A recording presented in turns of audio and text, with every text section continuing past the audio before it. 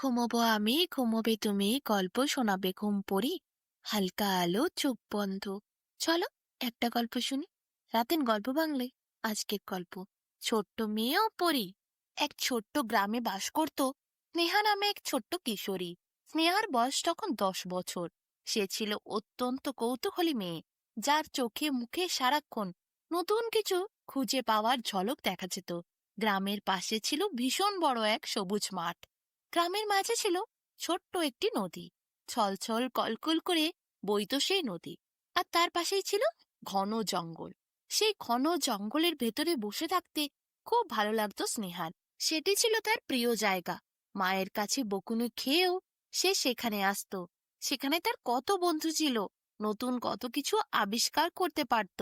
বনের মধ্যে কাঠবিড়ালি, ছোট ছোট পাখি, আরো কত বিড়াল, সবাই তার বন্ধু। ছোট ছোট পাখিরা মাঝে মাঝে স্নেহাকে গান শোনাতো। বিড়ালরা সবাই গুটিসুটি মেরে এসে বসে থাকতো। আর কাঠবিড়ালিরাও সব গল্প শুনতো স্নেহা তাদের যা যা বলতো। একদিন শীতের সকালে হালকা রোদ তখন মাথায় পড়েছে। স্নেহা বাড়ি থেকে বেরিয়ে পড়ল। সেই জায়গাটাই চলে গেল। জঙ্গলের ফাঁকা নিশ্চিন্তে বসে সে দেখছিল একটা রঙিন ফুলের দিকে তাকিয়ে। কত রঙিন ফুল ফুটেছিল সেই দিন। আশেপাশে কত সাদা, হলুদ, বেগুনি, লাল নানা ধরনের ফুলও রয়েছে। খুব সুন্দর লাগছিল। মাঝে মাঝে ফাঁকা সরু রাস্তা দিয়ে হাঁটছিল স্নেহা, আর ফুলের গ্রানে মুগ্ধ হয়ে যাচ্ছিল। কিন্তু হঠাৎ তার চোখ পড়ল একটি ছোট্ট কুঁড়ে ঘরের দিকে। সেই ঘরটি তো আগে কখনো দেখেনি। লতা পাতায় ঢাকা সেই ঘরের চাল। কৌতূহল তার মনের মধ্যে আরো বেশি করে জেগে উঠল। কিন্তু ভয় লাগছিল, যদি সেখানে যায়, তার মা যদি বকুনি দেয়। আগে তো কোনোদিন ওই কুঁড়ে ঘরকে সে দেখেনি। প্রায় প্রতিদিনই তো সে এখানে আসে। এইটিই তো তার প্রিয় জায়গা। কিন্তু কোনোদিন ওই কুঁড়ে ঘর তো তার নজরে আসেনি। তাহলে আজ এই ঘর কোথা থেকে এলো? কৌতূহল এতটাই বেড়ে গেছিল, স্নেহা মনে মনে ভাবছিল তার মা বকুনি দেবে অজানা অচেনা কারুর বাড়ি গেলে। কিন্তু তা সত্ত্বেও তার মন মানছিল না। তার পা যেন এগিয়ে যাচ্ছিল ক্রমশ ওই কুঁড়ে ঘরটির দিকে। কিছুক্ষণ পরেই ঘরের সামনে এসে দাঁড়ালো স্নেহা। দেখল ঝোপঝাড়ের মধ্যে ঘরটি যেন ঢাকা পড়েছে। মাথায় কত গাছপালা চালটিকে ঢেকে রেখেছে। ছোট্ট কুঁড়ে ঘর। সেই ঘরের মধ্যে কেউ যেন একজন দরজার কাছেই বসে আছে। ধীরে ধীরে পা বাড়াতে বাড়াতে স্নেহা ঘরের ভেতরে ঢুকল। একটি বুড়ি রয়েছে সেখানে বসে। মিষ্টি গলায় সে গান করছে। গাছের পাতাগুলো যেন ফিসফিস করে আওয়াজ করছে। মাটির গন্ধটা ভেজা ভেজা। পথটির দিকে ঘুরে তাকালো। পথটি আর নেই, কোথায় যেন শেষ হয়ে গেছে। অদ্ভুত এক আলাদা জায়গায় এসে উপস্থিত হয়েছে স্নেহা। বুড়িটিকে বলল, কি গো ঠাকুমা, আমি তো ওই সরু রাস্তা দিয়ে এলাম, কিন্তু রাস্তাটা তো আর দেখতে পাচ্ছি না। তুমি এখানে একা থাকো? এই জায়গাটা কেমন অদ্ভুত না? হাসি দিয়ে ঠাকুমা বলল, তুই আমার নাতনি তো, আমায় ঠাকুমা বলে ডাকলি, তাহলে ভয় কিসের? স্নেহা বলল, ভয় নেই, কিন্তু এত অন্ধকার গভীর জায়গায় তুমি একা থাকো বুঝি? তোমার বাড়ির লোক কেউ নেই? এই জঙ্গলে একা একা ছোট্ট কুঁড়ে ঘরে বাস করো কেন? গ্রামের দিকে ঘর করে থাকতে পারো তো। দু চারটে লোকের সাথে দেখা হবে, বাজার হাট করতে সুবিধে হবে। বুড়ি বলল, না, আমার কেউ নেই। আমার এই গাছপালা ভালো লাগে, সোনার মতো ঝিকমিক করা রোদ ভালো লাগে, আমার ছোট ছোট পাখিদের গান ভালো লাগে। প্রকৃতির এই রহস্যকে আমার উদ্ঘাটন করতে ভালো লাগে। কিন্তু আমার মানুষজন ভালো লাগে না। বুড়ির দিকে অদ্ভুতভাবে চেয়ে রইল স্নেহা। মানুষজন ভালো লাগে না? সবাই কি খারাপ মানুষ? কত তো ভালো মানুষও আছে। আমার মা কত ভালো মানুষ, প্রতিদিন আমাকে খাবার দেয়। আমি জঙ্গলে এসে সেই খাবারগুলো পশু পাখিদের খাওয়াই। আমার কত বন্ধু হয়েছে। আমার মা অনেক বৃদ্ধ মানুষের উপকার করে। কারোর পুকুরের থেকে কলসি ভরা জল নিয়ে গিয়ে বাড়িতে পৌঁছে দেয়। কেউ খেতে না পেলে তাকে গিয়ে নিজের ভাত দিয়ে আসে। আমার মা অনেক ভালো মানুষ। আমিও আগে ভাবতাম সবাই হয়তো খারাপ। অনেক লোককে দেখেছি যারা পশু পাখিদের ওপর মারধর করে। তাদের এক মুঠো ভাত তো দেয়ই না, উপরন্তু তাদের গায়ে লাঠি দিয়ে আঘাত করে। কিন্তু আমার মা আলাদা। মাকে দেখার পর থেকেই তুমি বুঝেছি সব মানুষ এক নয়। বুড়িটি মিষ্টি হেসে বলল, তাই তো, তুইও এত ভালো। স্নেহা বলল, আমার গলাটা শুকিয়ে আসছে, অনেক তৃষ্ণা লেগেছে, একটু জল দেবে গো ঠাকুমা। ঠাকুমা হেসে বলল, দাঁড়া, সিঁড়ি দিয়ে নামি, ওখানে কলসির মধ্যে জল আছে, তোকে দেব। স্নেহা বলল, তোমাকে কষ্ট করে নামতে হবে না, আমায় বলো, আমি সিঁড়ি দিয়ে নামছি। একটা সরু সিঁড়ি ঘরের নিচে গেছে। স্নেহা আস্তে আস্তে ধীরে ধীরে সেখানে নামল। দেখল একটি কলসি ভর্তি জল। সেখানে একটু জল গ্লাসে নিয়ে সে ঢকঢক করে পান করল। স্নেহা উঠে আসবে এমন সময় তার হঠাৎ চোখ পড়ল একটি বাস্কর দিকে। বাস্ক যেন ছড়িয়ে ছিটিয়ে দিচ্ছে চারিদিকে আলো। কি আলোর জ্যোতি সেই বাস্কর থেকে বেরিয়ে আসছে।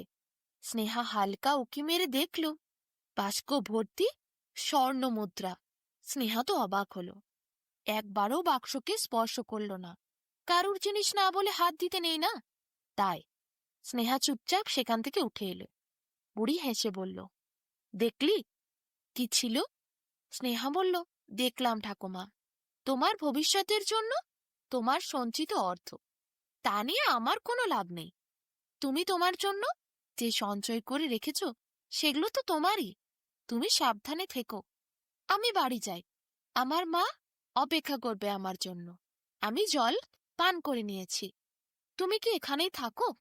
তাহলে কোনো কোনো দিন আমি তোমার সাথে এসে দেখা করে যাব। বুড়ি মিষ্টি হেসে বলল, তোর একটুও লোভ নেই?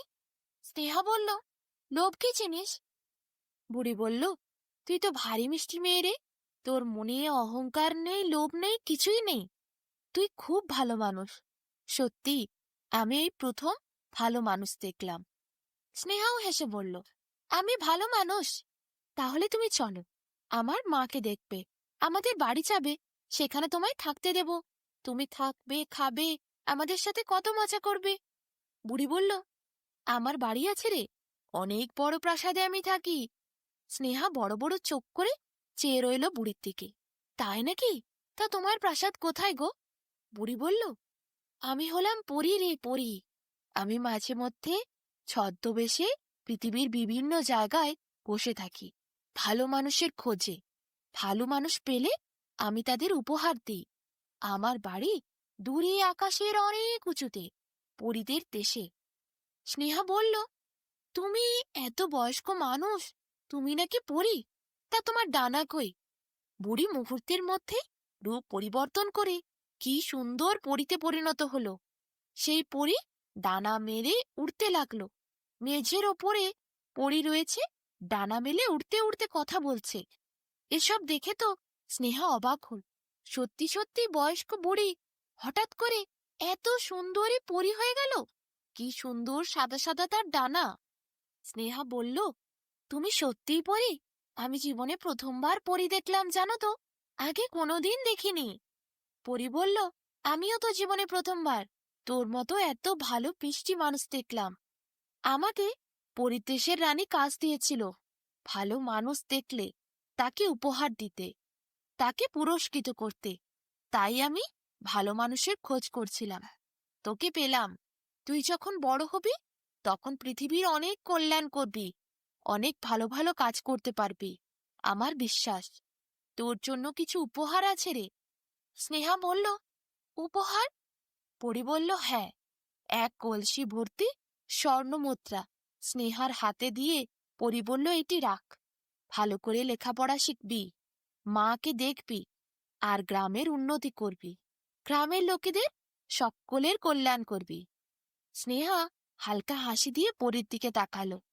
পরী বলল, ওই সরু রাস্তাটা ধরে চলে যা, ঠিক তোর রাস্তাটা পেয়ে যাবি। যেটা অদৃশ্য হয়েছিল সেটাই দেখতে পাবি।